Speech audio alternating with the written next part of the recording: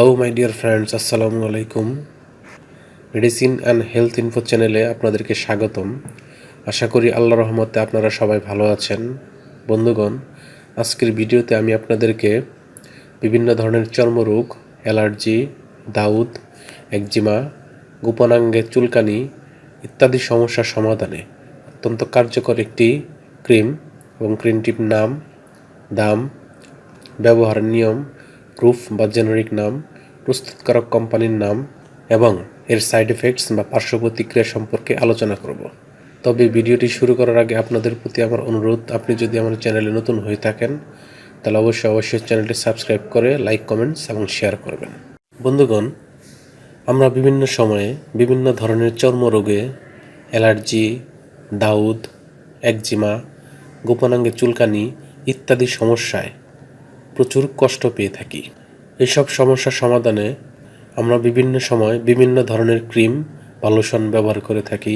তবে এই সকল সমস্যার সমাধানে বেশিরভাগ ডাক্তারগণ যে ক্রিমটির কথা বলে থাকেন তার নাম হলো ইকোট্রিম ক্রিম।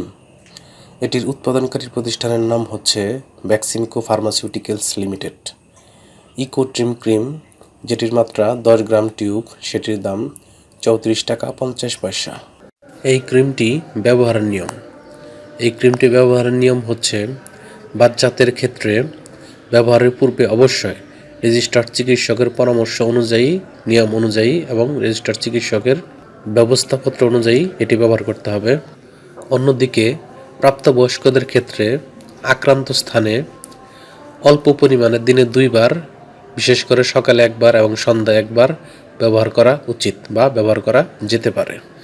এই ক্রিমটি ব্যবহারের পর সামান্য কিছু সাইড এফেক্টস বা পার্শ্ব প্রতিক্রিয়া দেখা দিতে পারে, যেমন সাময়িক স্থানিক জ্বালাতন, চুলকানি এবং লালতা দেখা দিতে পারে।